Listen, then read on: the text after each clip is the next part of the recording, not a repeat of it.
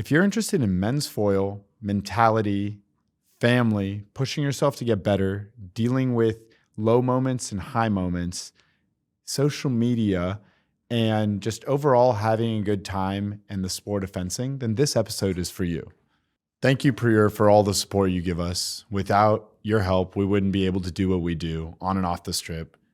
And your equipment is honestly top of the line. Thank you again. We're back. Welcome back. I feel welcome.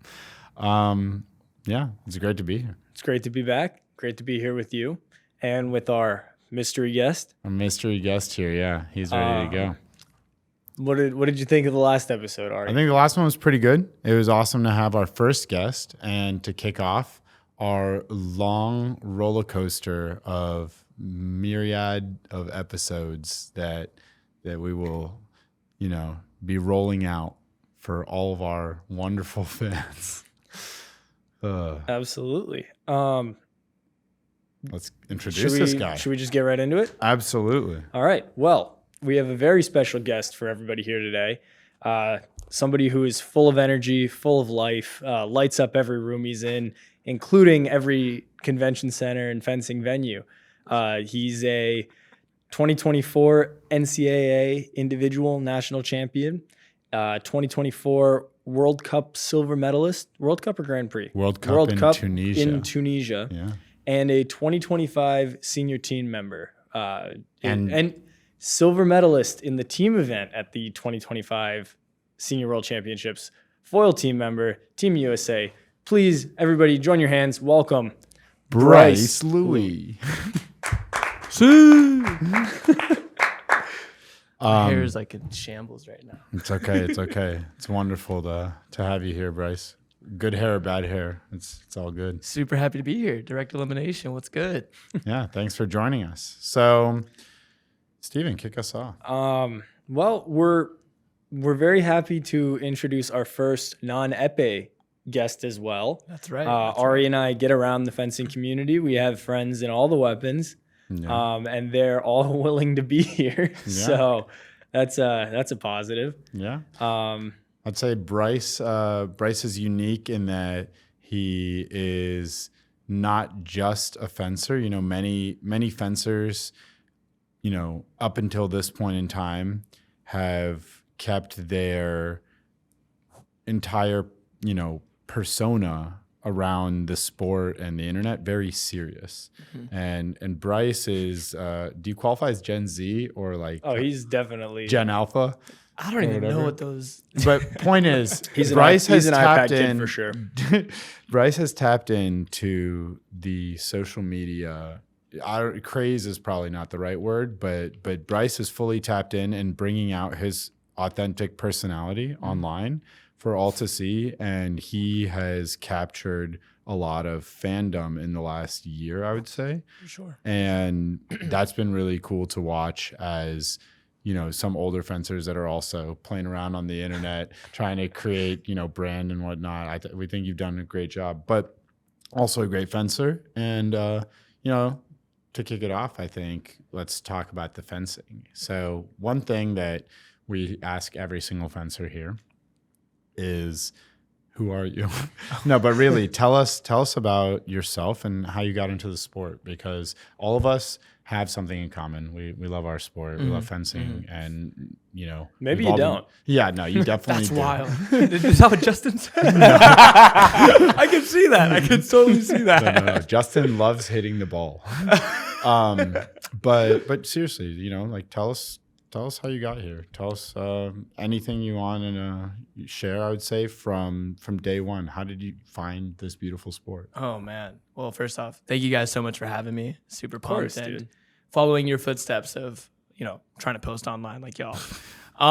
Yeah, fencing. I started when I was around 8 years old, just being a little bit of a fly on the wall, watching my brother at competitions. My brother Brennan fenced for the Filipino national team. And man, growing up, those were some really big shoes to fill. Constantly going up to competitions and people being like, that's Brennan's brother. That's Brennan's brother. And I really had the goal of like switching that, like making Brennan say like, oh, well, that's Bryce's brother. Right. And really just fell in love with it, man. Like started at LAFC, fenced around there, and that's how we met, right? Yeah. Man, yeah. Fenced at LAFC, following around the older people, trying to get as many bouts in as I can, and really fell in love with it. The strategy, the quick pace, oh, man, it was awesome. Yeah. Really got into it and got recruited by UPenn. That was a really cool moment for me. I think I really wanted to create something in my college career.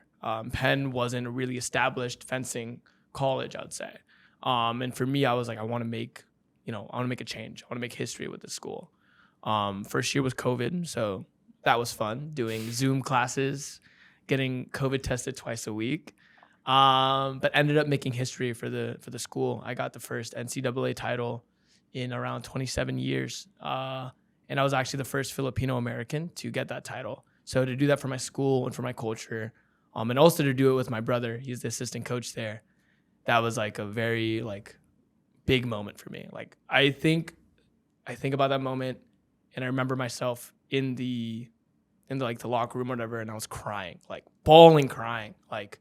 And I was like, man, I'm like living my immigrant grandfather's like wildest dream right now. Like from nothing to like having 2 of his grandsons like achieving this, like, man, that's a great moment. After that, senior year, was really blessed to have some really great results this past season, getting second, making the U.S. team and being teammates with some of my biggest inspirations, fencing some of my biggest like mentors and stuff. Like, it's super surreal, and being able to represent the U.S. at World Champs was awesome. Like, there's no other way to describe it. Like, I had my whole family there. Georgian food was amazing. Huge plug. They have, I think it's called King Kali. Y'all know what that is? Yes, sir. Yeah, Justin that's plugged King Kali as well. See, everyone, it's like dumplings, right? Nobody So want to plug hachapuri, bro. Yeah, I'm a hachapuri guy. It's too heavy for me. It's like I'm a too heavy much. guy. Okay. Didn't need to put you on blast like that. But I'll put myself on blast. it was good though. It was good to, get second at World Champs, be on the team with those guys that made history. So, man, really great season. Absolutely. Nice. So That sums it up pretty good. I'd say so. No, because I grew up Southern California, fencing, local scene. Like, I remember always seeing and hearing you and your brother at these competitions, just like, oh yeah, those guys, like those are fun guys over there. It was intense. Competitions, man. Yeah.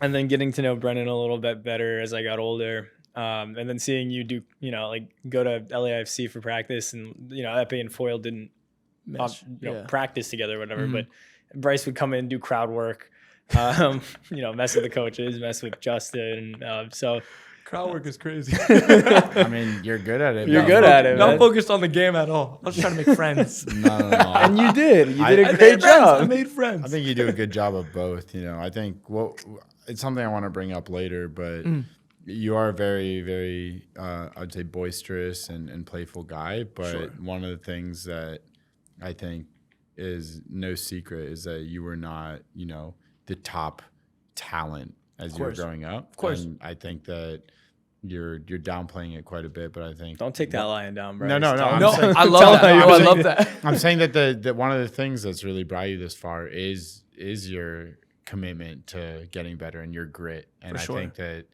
although you post a lot on the internet and there's a lot of noise going out there, I think you actually do quite a bit of work in silence and in the shadows.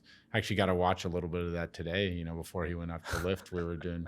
I was warming up for my footwork, and I watched Bryce just grind in the NYSC basement. I was just playing with the tennis ball. I wasn't doing much. just didn't work out. See, absolutely not what was happening. This man's an animal. But Steven, bring in the next cue. Well, so one of the things that we like to talk about is when in your career, and thank you for going through your career like that. You said it very concisely, but very, very well, I would say. I really enjoyed listening to that. What was your all-in moment? This moment where you went from maybe going to make friends to going to make your dreams come true, or just that moment where you sort of decided, this is, I'm pursuing excellence. This is for me. This is the life I'm going to choose, kind of thing.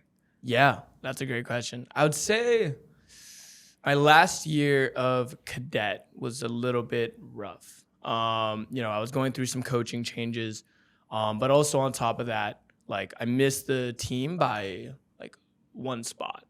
And I remember being heartbroken because, I worked my butt off, right? Grinded, spent blood, sweat, and tears, all of that, and didn't meet the goal I wanted. And I was like, really guessing of like, man, why is this happening to me, right? Why is this like going on right now? And I remember my brother, from a car ride back home from the airport, I was like really upset. And he said, hey, like, this is a moment, like this is a moment.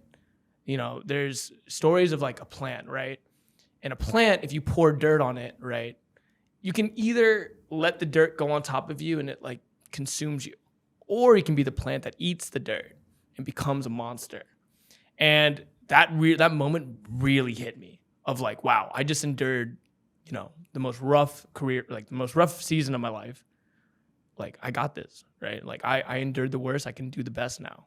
And then, I remember after not making it, I was at the first practice back, boom. And I remember that was like a huge moment for me of like, oh, I could have been at home, watching The Notebook, eating ice cream. But instead, I was like, no, I'm going to go to the gym and like grind out my feelings. And then that just kept me hungry. Like, I still think about not making it to this day. And like, also think about colleges overlooking me, right? And thinking about people thinking that I'm not good enough, right? And that's why I go to the gym. That's why I push myself so hard. So, man, I'm just like talking about my brother too much, man. Brennan, don't, enough of that. No, that's a great moment though. And it's awesome to have, different people have different answers. For some people, it's a recurring answer. For some people, there's one distinct moment. And for that to be a really pivotal moment, because at the same time, right, you missed it by one spot. You also probably had a pretty good year, right? Yeah, so, exactly. Like, it's perspective, right? Yeah. Like, you sometimes overlook, like, I got like second that year at a competition, but I was like, man, I failed. Yeah. Right. And so, and it's funny because you were already that year, you're laying down the foundation that just needed that mentality shift. Exactly. That true dog or whatever it is that was birthed in that moment. I'm with that. that. Also, what a great metaphor.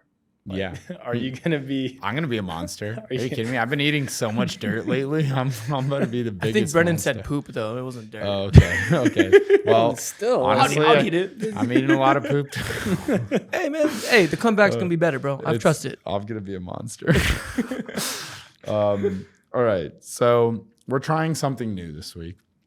And that is to introduce official segments into our show.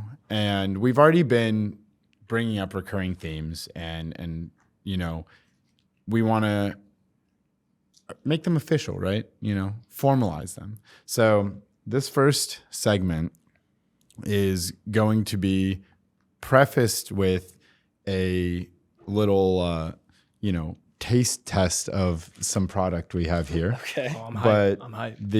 The taste test is a prequel to a segment that we are going to call the why behind the win.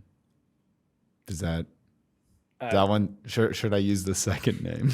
The second name is just called the On Guard segment. What do you think, Bryce? You get Let's put that into ChatGPT and let's see if they can cook up, bro. All right. But before then, the why behind the win's better than the On Guard segment, because then we'd have to call the other segments Ready Fence. Yeah, okay, fair. So the why behind the win segment, but we're gonna start off with what are we tasting here? DJ, the mastermind behind the studio, has helped us find some mango propitious ice cream. It's viral, and there's some videos that we're overlaying right here. On the screen right here. You're getting good at editing. Yeah, I'm getting so videos good. on the screen right here. The question is, who's going to try what? I think Steven or Bryce should try the mango. I really want to try the not fried chicken ice cream. You got that. That's all right. buddy. That's all you, dog. Well, we got some grape and some mango. Who's trying what? No, please. The guest should choose. I'll take mango. All right. Filipinos love mango. I'm with it.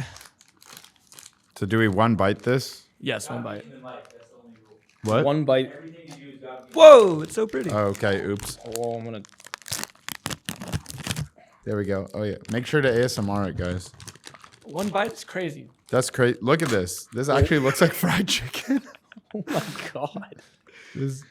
Wait, how did you get this open? I just squeezed it. But ASMR. Wait.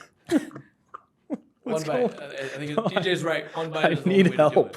Oh, You said there one it is. bite for this too? Yeah, No. I agree, DJ. One bite. All right, you One guys bite can it? one bite. Should I one bite this too? Is that how we're playing this? We I think we should haven't- all make eye contact. While We do it. don't have insurance. All right. Oh, there's a stick under it? I'll just Yeah. go. All right. You're just Shaking gonna it. two-hand it? 1, 2, 3.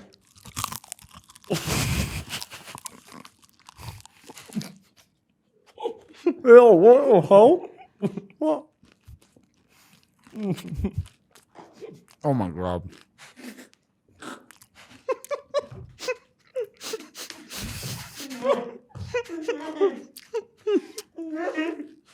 This had nothing to do with fencing. Mine tastes pretty good. DJ, we ruined your studio.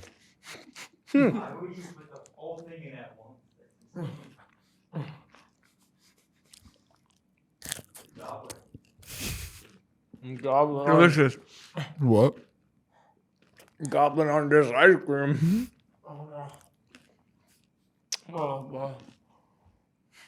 So we were inspired by Bryce very recently trying balut, Really? That's how it came up? a Filipino delicacy. I would on like his to. Instagram. I would like to point out, I failed. It's okay. This is I bite did. I Number did it. two. That was impressive, dude. I also Don't failed. clip that. Oh no. Dog, it got me laughing because Ari was moaning. he took a bite and he said, "Oh." This was so good. I was like, what is going on right now? I hope my mom's proud of me right now. What type of podcast is this, guys? What? Yeah, I don't even know. All right, Oh my I'll, God. I'll clean this later. Oh, that's so All right, funny. back to the segment. Focus up. Wait, does that really taste like chicken? No, but it was really good. What did it taste like? Waffle ice cream, chocolate pretzel bone, caramelized white chocolate, and cornflakes, and actually probably sounds- some like. What we got here? We definitely have some red 40. No, I'm just kidding. Actually, there's Go like this. none of that. That was, Right side. that was pretty good. That did taste like grape. Mine tasted perfect too. Oh my gosh. Well, that was intense. Anyways, back to fencing. So we asked this to every. This is the real why. Why did we do that? Yeah, where Yeah. did the How did that name? do you want an honest answer, or do you Yeah. want? ChatGPT? No. That was No. that was great. I loved it. I don't need a why. The why Okay. was fun. Okay, that was pretty fun. So what sparked? I guess you started to answer this, and that's kind of why we pair these questions together with what was your all-in moment, and it's followed up with this question: why do you do it today? Why do you continue to choose fencing? Because that was your all-in moment then, and that was, correct me if I'm wrong, 6 years ago, roughly. That sounds about right. 5 Yeah. or 6 years ago. Yeah. And you're here doing it today. Mhm. You just graduated in May, and Mhm. you have a full-time job now in New York City. Yeah. And Shout out IBM. shout out IBM. And you're entering a really new part of your life. Yeah. But you're keeping fencing as that North Star, right? Mhm. Mhm. Why? What draws you to do that? And what's kept you choosing fencing this whole time? Yeah. I think about two big reasons. Number one is 1%. Like literally thinking about progressing 1% every day is so crucial. I think every athlete like really cares about that, right? About seeing that progress. And I also really like the challenge of it, right? Of how am I going to improve? I got to change some things up to get a little bit better every day. The second reason, it revolves around like inspiration. I went to a camp a few weeks ago in Taiwan, and I was teaching these kids how to fence and giving them lessons. And like, man, so many kids went up to me, and instead of doing like a signature fencing move, they were just like dancing, and they were like, "You gotta do this dance, and you gotta do this." And I was like, "Man, like that's so cool, right?" Like, I inspired like kids to be their unapologetic self, right? to be that person on the strip. And if I can inspire like kids to just be themselves on the strip and like not care about what other people think, and just be very spiritual, man, like that just makes my heart feel so full, like genuinely. That's awesome. I'm happy that it goes beyond just, because I think for many of us, like it's a result or a goal, or like, and obviously I'm not saying you don't have that, but like to have that connection with like the younger generation and to inspire people, I think that's a really awesome thing. And I'm very happy that you found that in something that's not, it's tangential to fencing, Yeah. Like that's awesome, man. It's crazy because like, I think I realized the medals are great, but they're not like the reason why you do it, like, when I won NCAAs, like 2 weeks after, I was like so lost, like actually, like I looked at that ring that I had in my room and I was like, dang, I worked my butt off for this ring that's now like collecting dust. I'm not going to wear it. Exactly. I'm not going to wear it without looking like that dude that wants to talk about fencing. And I was like, dang, why am I doing this still? Why am I going to do another season? And then it really revolved around that 1%. And it also revolved around, inspiring the next generation. Yeah. I mean, especially once you already have that platform. Yeah. It's like you have a higher chance of making an impact on someone else than someone without that platform. So you've done so much to build up this platform, and it took so long. Yeah, it was a grind. But you owe it to yourself to almost continue being that bright and playful, 100%. authentic guy that everyone sees, and that you deep down also appreciate being, right? Because there's so many people that have these multiple personas, and it works for them, it might not work for them, but it's so much cooler to see someone be themselves in and out, on and off the strip. Oh, yeah. And it gives you power, in my opinion, because some people really appreciate it, but then others, like, it gets under their skin, and that is, as soon as you're under their skin, you have a leg up. Yeah, they're reacting to you from the moment they smell you, dude. Like the moment they're like, Bryce Louie is in the room, shite.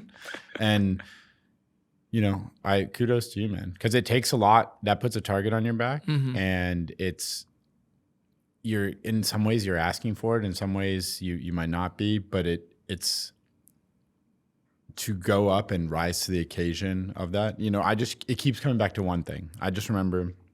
This is coming, going a little bit off script here, but I keep coming back to this video that you posted after you didn't qualify, or you thought you didn't qualify for the NCAA championship this year. After winning crazy, the NCAA, man. No, but seriously, I love that video. But you qualified for the NCAA championships last year and won, and it was this huge thing. You talked about making history, and then there's a lot of pressure on you because after that, you made some viral videos.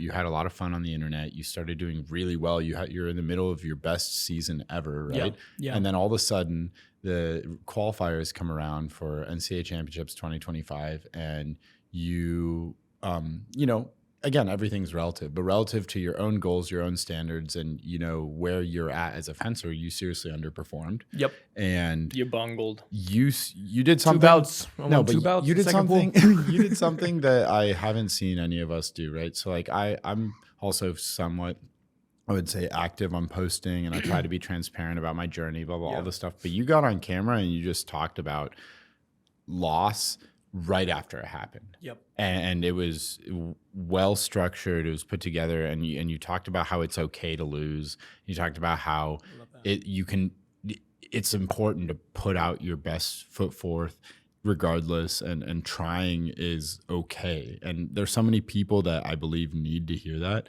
And I don't remember why exactly I'm bringing this up. I think I'm having a brain freeze. No, dude. Like, I thought about that moment and I was like, what would I want to see, right? Mm-hmm. Like one of my favorite fencers just like had a really rough result. Mm-hmm. Like he won it last year. Like what happened, right? Mm-hmm. Everyone's wondering what happened. Yeah. Like the previous champ just didn't even make it to the final pool. Yeah. Like that's an L. Yeah. And I really wanted to show like my mindset with it, right? Like, like losing is part of life and it's part of the sport. You're not going to win everything. Yeah. And it's like beautiful to think about it like that. if I thought of it like, man, I lost, I suck, blah, blah, blah, I probably wouldn't be on this podcast right now, right? Yeah, we wouldn't want you. Exactly. Loser, Bryce Louie. But then, you know, I really just wanted to go and post something that no one talks about, which is the losing aspect. Everyone posts about winning. I won this, I got this medal, cool. But I lost. Yeah. And how did I feel about it? I felt like, you know, on to the next, right? Yeah. Losing, there's a moment where it's like it teaches you something, right? And you can either learn from it or you can let it destroy you. So like those are the two things you can choose from. You could either get through it or you could get better. better. Steven's It's a quote. callback. I have a question, and this came up because Ari mentioned, you know, like putting yourself out there, target on your back kind of thing. Have He you has got good hair? He has good hair. No, you got good hair. No, look at. Have you gotten danced on?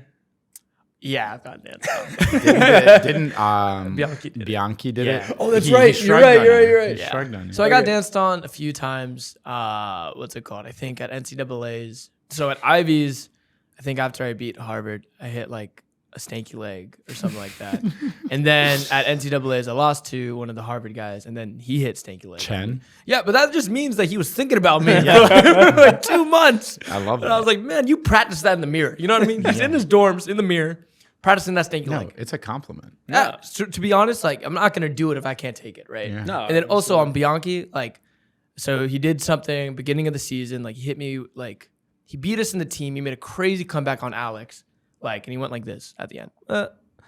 And I was like, I was on the bench at that time, and I was like, man, that was so sick, but I want to do that so bad at that bench. So then in Vancouver World Cup, we end up in the same path, and I was like, okay, I really hope I win this bout. I want to run this. So then I ran it, and I was like, dang, that's so cool. I clipped it. Next day, fenced him in team, first bout, and I was like, oh, dude. Oh, snap. I know what he's thinking already. We tested, and he looked at me, and I was like, oh, he's going to run it. He's going to run it if he wins, gets the last touch, and he does it.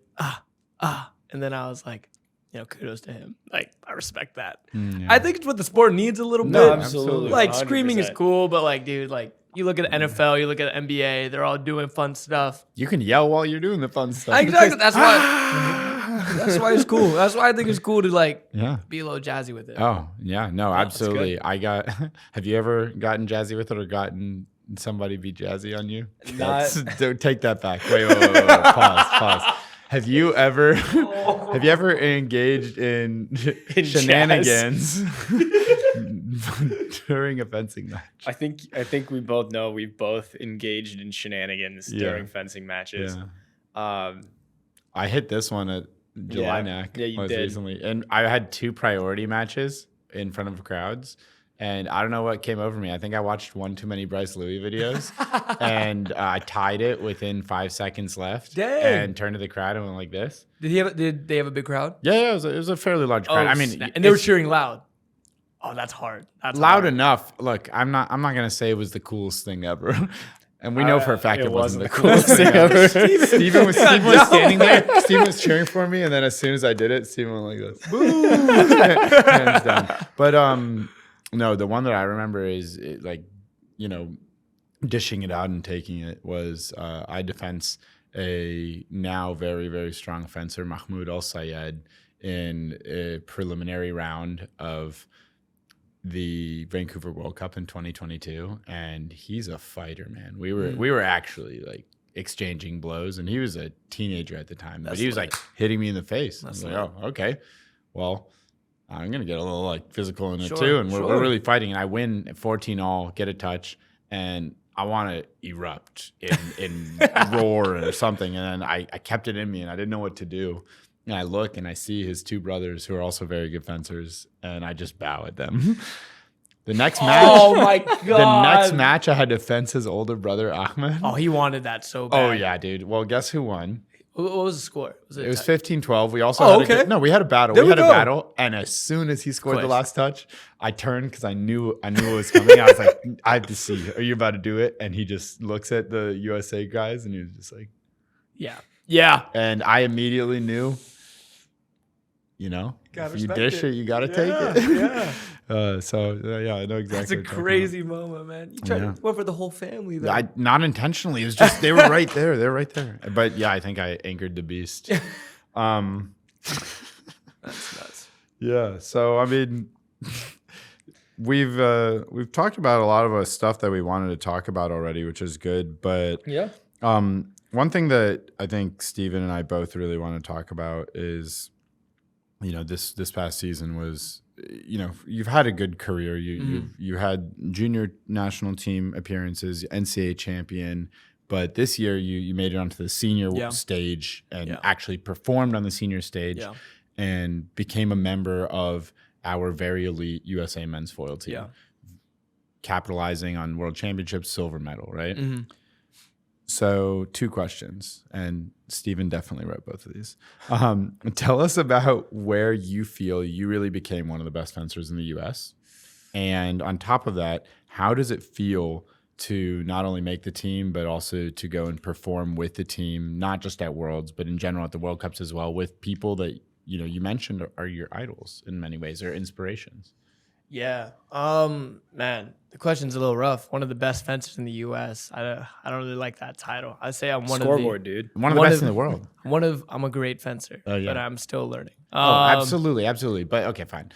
According to the points list, you are top 4 in the United States and top whatever in the world, which, do you know your world rank? I never look at the rankings. Okay. Never. But you're definitely not low. And the point is, we're speaking in facts. We're not saying best ever American foilist. You're just one of the best right now, man. And I appreciate and you that. should be proud of that without boasting. Of course. Yeah. What was the question again? The first one? Hey, Bryce, Double you're it, so give it good. to the next person. Can you tell us about how good you are? No. So we'll cancel the first part, but tell us just about what it's like for you to go from growing up watching people like Garrick and Alexander dominate to then, and Nikita at a certain point. He's like big bro to you, right? Yeah, that's my guy. So to go from watching big bro join these legends and icons in the sport to then joining him as well and being a part of that group. Yeah. I mean, man, like, my earliest memories in the sport are like waking up early, watching like the Paris CIP, or like watching the latest World Cup, watching Yuki Oda, watching Racing Bowden, watching Miles, watching all the dogs like dominate. And the U.S. foil team is like one of the top dogs. They are the dogs. They are one of the top dogs. And so for me, it was always like, wow, like I just want to meet them. I just want to be in the same room. I want to get a practice bout. I want to get one touch on Garrick. I want to get one touch on Alex, like all that stuff. And then, like you said, I had my older brother, Nikita Itkin, enter the scene. And watching him, like, he beat some of the national team members, like, and that was crazy for me to watch, because I was like, I didn't know that they were like touchable like that. I didn't know you could win. I didn't know I thought they were like goated. And then, like, seeing him make it was like a sign to me of like, wow, this is possible. Like this is I can do it maybe, right? And then like we already talked about like not making the team that year in cadet. I was like, man, I really want to try to make it. Like I really want to do it. And then on top of that, being at Penn, and having the doubts of like, man, can he balance like an Ivy League education and Penn's not a great program. All of this like talk, like I want to prove everyone wrong of like, man, I want to make it and show people that like I can do it. I also think that like it feels like a dream sometimes, just like being on that team, being on that bench, like, and getting those pointers from like Garrick and Alex, like sitting on that bench and hearing Garrick and Alex and hearing them talk about the game of like, yo, like you need to be a little closer, blah, blah. They always tell me I'm too fast. Like you need to slow down. Like that's the thing they always say. Like you're going way too fast, slow down. Do you agree? 100%. Okay. There's sometimes where I'm just like a dog and I'm like, I gotta go, but I gotta slow down. But yeah, just being on that bench and hanging out with them like that is super cool for me. Like it feels like a dream come true, honestly, to be in the same team. It's really cool. Yeah, I always wondered about that because with Epe, one of the things that makes it frustrating and kind of like really cool actually is that anybody can beat anybody. Yeah, and it happens all the time, and it's not as consistent. Sure. Like we don't have this God squad that we get to go like. We're building it. Yeah. And so I've always been curious, like I've always secretly thought to myself, if I were fencing foil, I would be like, what's the point? I'm serious. Like this thought has always been in the back of my head. Funny. Like You did fence foil, Seriously? and we all asked what was the point. There wasn't one. Steven- I was never. Steven fenced one junior national competition. I and did. Got eliminated from pools. Didn't make it out of Oh, pools. what? I You fenced did? junior summer nationals one time. Do you remember who you fenced? No, dude. I don't remember at all. Just wiped it from his brain. Yeah, no, I won like a bout or something like that. Let him know. That's what's up. Were they 14 or something? A couple of them were, dude. I had to fence. I had to go to a Southern California No. qualifying Oh. competition. I got my D. Yo, really? Yeah. Oh, dude. What about you? No. I don't have the guts. Come on, man. I don't have the chutzpah. No, it's fun. I think people should do it. But yeah, that aside, I know I'm serious. I just thought it's cool It's to hear daunting. your perspective. Yeah. 100%. Like you hear about like constantly winning World Cups. Race, Miles, Alex, Garrick, right? And then there's Nick, and it's like wow, like they're winning everything. Like they're literally winning all the World Cups. There's Even always now. there's always a U.S. person in the top in the four, and it's one of those four guys, right? And it's like, how are you gonna, like, who's gonna go out, right? Like, how are you gonna get into the team? And that was always a thought in the back of my head. And I luckily did well at the first World Cup, and that was like a really crazy result. Like, I was happy making day two. It was Like, awesome. genuinely. I was genuinely I think happy. we were together watching the live stream. Really? Watching you fence, yeah. Oh, Yeah, you we guys are got you, awesome. man. Really good Yeah, guys. Absolutely. That was That's fun. cool. That's cool. Oh man, that was a cool competition though. That was fun. But in general, it's a really cool experience, and I'm sure it's inspiring to many other people, right? Because to whatever extent, these guys are great, and they truly are. They've defined greatness in USA fencing, not just foil, but just across USA fencing for so long. It's just inspiring to see someone else also push themselves to be better, because it not only pushes, the envelope on how good can somebody who isn't in that group get, but it also forces them to continue improving. So you see them working really hard to sharpen up, and 100%. Alexander came out and had an insanely good year, right? Yeah. As a head coach and stuff, he's like, no, I can still fence. He and- was nuts. Wearing all the man. hats. First Yeah. World Cup, like he won it. Yeah. Man, he won the first World Yeah. Cup, and everyone, like 100%, everyone was doubting him. Like, Yeah. You're a head coach. How are you going to Yeah. balance it? And he won it. Yeah. He proved everyone wrong. Yeah. Like, And then people were doubting Garrick, and then he pops off with the see? bronze. Yeah. right? It's just crazy, man. Yeah, no, it's great to see, and it's cool to think that you're not just maybe inspiring the younger generation, but you're also pushing these guys that are your inspiration, right? Oh, and man. Garrick, Alex, Nikito, you guys, Miles, come and tell me I'm wrong, but I would say that seeing Bryce, come and rise up is inspiring in the positive sense of like, okay, yeah, I got to work to be even better, because this guy is hungry and he wants what I have, and I want to keep that too. And that's the beautiful side of the individual aspect of our sport, where, in so many cases I've seen athletes get really jealous of other people's results or negative, like cheering against them. And one mentality that I've always had, and I continue to have, is I want you to do better than me so that I can push myself. Because like how you do is totally out of my control unless I fence you, right? I love that. It's always out of my control Yeah. unless I'm fencing you.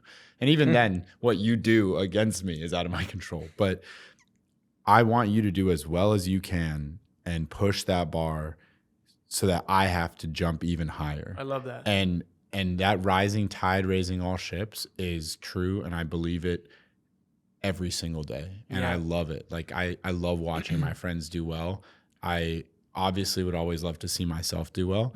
But when I see my friends and competitors and peers do well, that just only makes it more real for me. Like, okay, 100%. that's what I got to do better than that. Like I can. This guy has done it. I've beaten him once or twice or never, but like I know I can, or I want to, regardless of what that narrative is. But it's just like that's the bar, and watching it go higher and higher is inspiring, because it can be deflating or it can be inspiring. And I 100%. totally believe that these guys on your team, for them, it's inspiring, because if it was deflating, they would have quit long ago. I was gonna say, yeah, they wouldn't still be around. wouldn't be doing the what they're God doing, Squad. Yeah. It's crazy because I think you're hitting on something, and it's about perspective, right? Like you can be totally negative about it, like you said, and be like, man, I hope they lose, right? And then your whole mindset becomes so negative, right? Like you start hating. But what you're saying is super positive, and I love that. Because, like, I think the U.S. foil squad, like, we really are a positive squad about each other. Like, we do, like, a competition. Like, one of my favorite memories was we went to Pompeii, right? And we, like, that's awesome. walked around. That was sick. Yeah. And we had a competition next week. Yeah. Like, if we were all negative, we would have been like, you know, like, Yeah. let's all just not hang out with each other. Yeah. And then at competitions, we always try to stay to the last bout watching our teammates. And man, it's a really healthy culture, I think. No, that's one thing I've noticed. And for what it's worth, we've been trying to implement a lot of that in the men's epic culture. And we've seen a lot of growth and improvement, and we're coming for y'all. But The beef, man, the beef. Are you trying to start stuff on this podcast? No. Just saying that the Epe has been inspired too. And, you know, we're really building to rise, and y'all have set a very high bar, and Of course. And you know, any steps that we make bring us closer to that bar. Of course. So where are we, Steven? I mean, we've kind of ran through. We covered all of We've it. covered it all pretty but much. We haven't covered one thing. Two things. Well, what were you gonna say? Well, I think we'd be remiss, you know, could you tell us more about that relationship that you have with your brother? Man. You guys are Yeah. very close, and that coaching relationship, how do you sort of navigate that with someone who you're close to and you've known your whole life, that you care deeply about? How do you guys navigate that relationship? Yeah. And what does it mean to you? Man, it means everything. Like, to have him in my box, supporting me, being the first person to text me, first person to call me after a competition, it means the world. Growing up, he was my idol. Like, genuine. I'm like just cheering him on. No, But no, it's good. he was genuinely my idol. Like, watching him go for the coolest touches, like watching him do the most obnoxious celebrations. Like, he was doing like the Russell Westbrook stomp in Southeast Asia. And I was like, dude, like, you just won your first DE. Like, why are you doing all this? You won a pool bout. Like, you're screaming like you won the competition. But like, that unapologetic self was such a big framework for me of what I wanted to embody on the strip. Like, when you see him coach me, like, he's not telling me to calm down. You know, he's just as animated to like every touch. We were like fencing, like Duke or something, right? And I like won the bout. And you know that there's a famous clip of like LeBron like chest bumping Alex Caruso. Yeah. And like Caruso just like eats it, like just like Brennan's a big guy, so like I ran over, I won the battle, like what's good, like let's go. Bumps me, I was like, oh snap, that guy's big, you know, like he matched my energy. Yeah. So like there never is a moment really like during the whole season to take a second and be like, man, I'm getting a fencing lesson from the guy who taught me fencing at one of the most prestigious universities at a D1 program, and then like. Man, like that's poetic, like simply poetic for him to be there with me and for him to be in my college journey. To end it like that is awesome. Yeah. So yeah, And I mean, that year that you won NCAAs and your brother was the coach, he was there. right? Yeah, He had another student in the finals too, like right? roses. Right. So That's my boy. It's a symbiotic relationship here, because you're getting better working with your brother, and I'm sure that he's getting better too, working with you and getting to work with another successful senior men's foilist. He's a 2021 Olympian, right? Yeah, he's a dog. Like That's my guy. Brosius? Or Brosius. Brosius, excuse me. But no, I mean, that's great to hear, and it's cool to hear how, you know, how proud you are of him, and you know, I think he makes it very clear. It's obvious that how proud he is of you. So it's just this nothing but love relationship, and it seems to really make your fire stronger. 100%. It's one of my, you know, Eli Schenkel. Yeah. One of my fencing, another older brother. He said that like when you're fencing Bryce, you're also fencing Brennan. Like that is a genuine fact. But he also said like my whole family. But Brennan is when I was fencing Bianchi, he was just as loud as me, but even louder. Like and man, I can't appreciate him nor, but his support means the world to me. So that's awesome. That's really beautiful, man. And I think that there are very many, as in many sports, you know, a lot of like sibling relationships in the sport, or like parent child, like some type of coaching or got into it for a parent. And we haven't touched on that as much or at all actually in the podcast yet. So you're the first example. We'll have more examples of that. No, we just did. Shout out Brennan.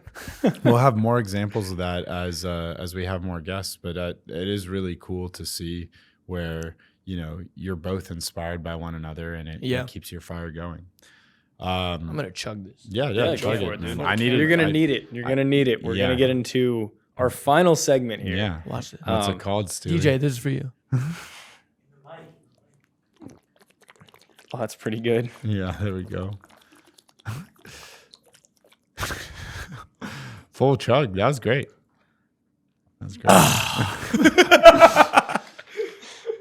Oh man! Shout out Fiji. That was actually the frat I was a part of. Phi Gamma Delta. Okay, there we go. Shout out Fiji. Didn't know you were a frat brother. Did you like that, brother? DJ? 10 out of 10. Come on now. DJ says 10 out of 10. Come on now. All right, Steven. What's this segment called? So, segment aptly named formerly rapid fire questions. Now we're going with one light answers. So, Fire. That's a fire name. Ari came up with that. Ari, my boy. Come on now. That's a good one. That's fire. So we're just gonna ask you a bunch of questions in a row. Okay. Just rip them as soon as you can, and let's hear what you got. All right, let's do it. Alrighty, Ari, take us away. All right. Who are your two favorite fencers? Off the top of your head, no need to think about it more than 2 seconds. Let's go. Brennan Louie, Nikita Ikin. Oh, okay. Like it. I'm not thinking. What's your favorite city you've been to for fencing? Busan. All right. Oh, nice. Korean barbecue. Fire. What's A in lot your of trains. Yeah. Deep that's cut. good. So Good deep, movie. Steven. It's the only cut I got, dude. What's in your equipment bag that probably shouldn't be? What is Z-bars, bananas, and peanut butter? All right. That is my treat. I've always had that pre-game competition meal. I feel like that That should should be in be. there, but it's No? okay. It's Or, okay. That's is fair. it like you bought a 12-pack of bananas like 3 months ago and they shouldn't be there anymore? or- No, they're fresh. Trader Joe's. My mom buys them sometimes. So. All right. All right. We'll let that answer stick. All What right, is Steven. Fire. Who is the most challenging bout you've ever fenced entire life? Oh man, most challenging bout. I'm thinking way too much. Just when someone says impossible fencing bout, what comes to mind? Oh, Lou Perry. That was a really rough bout for me. Lefty, knows how to move his body. Good guy. Steven, I'm skipping this one. I'm sorry. Do the one in parentheses. Wait, what was the one you skipped? I'm All right, so all right. intrigued. If you were stranded on a desert island with only one of your teammates, Nick Itkin, Garrick Meinhardt, or Alexander Macialis, Oh, snap. who would it be and why? Oh, snap. What is Misha Itkin? That's a good answer. Me and Misha, that'd be fun. He's defeated the question. All right, Steven. Come on, man. What's the best color of Gatorade? Yellow, Okay. lemon lime. Come on now. Don't play with me. And what's your favorite piece of Prior equipment?